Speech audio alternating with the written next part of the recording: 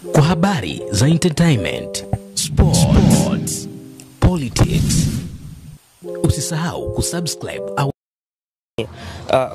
kuna vitu vimetokea na distribution ambayo inasimamia kazi zangu imezuia mapato kwa miezi 8. Kwa miezi 8 almost siwezi kuinvest tena kwenye kazi yangu.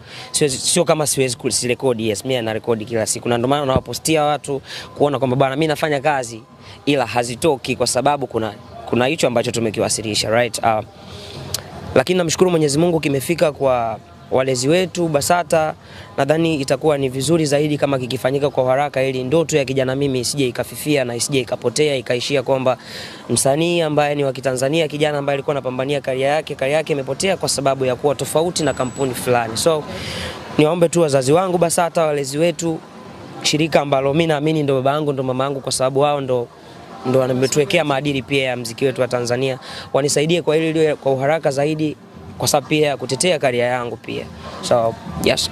Na kipindi ambacho umezuiliwa mapato yako yote, labda ulijaribu kufuatilia ili kufahamu sababu kubwa ya mapato ambayo ulikuwa ukiyafanyia kazi kwa takriban miezi 8 kuzuiliwa ilikuwa ni nini? Mapato yanajulikana na of course wamewasilisha kila kitu, na ni mkwanja tu mrefu, yani ni mrefu tu, yani ni mkwanja. Yani nunua kiwanja nyumbani. Sio nyumbani Dar es Salaam. Sio nyumbani Dar es Salaam. So miki kubwa ni muombe tu Mwenyezi Mungu atufanyie wepesi kwenye hilo, ili liwe kwa uharaka zaidi, liwe jepesi, ili watu tupate kutoa kiu zetu, kwa sababu mimi mwenyewe na kiu ya kumuona shabiki yangu anaimba nyimbo yangu, kwa sababu mimi ninavyorekodi muziki always niko ndani.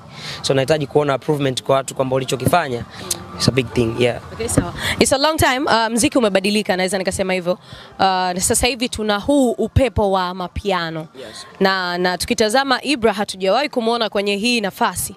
Tunaweza tukamuika Ibra hapa akarudi yule Ibra ambao tunamtamani arudi, akatupigia mapiano. Yeah, of course, kwa sababu mimi nafanya muziki wote. Mimi nishafanyaga mbona mapiano. Labda kama hujapata nafasi ya kusikia kwa sababu haikupata promotion ya kujitosheleza. Okay. Yes, of course, mwanzo wa mwaka nilifanyaga Tunapendeza, nilifanyaga na bro, lakini haikupata bahati ya kushoot video, official video, lakini ilikuwa na lyrics video. And inafanya vizuri mpaka sasa hivi ina views milioni ngapi? Milioni. Kwa hiyo tu imefika kwenye mamilioni huko yet. It's a good song kwa sababu watu hawezi kuangalia kitu kibaya, hawezi kusikiliza kitu kibaya, right? So nakumbuka kuna moja ya interview ambayo nilitazama, alikuwa anafanya mwanamuziki mmoja kutoka nchini Kenya kama sikosei.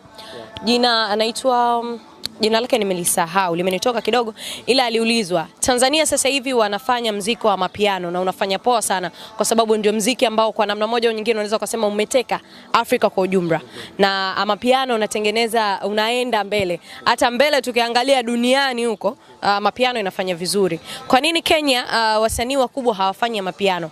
Akazungumza kauli hii kwamba muziki wa mapiano ni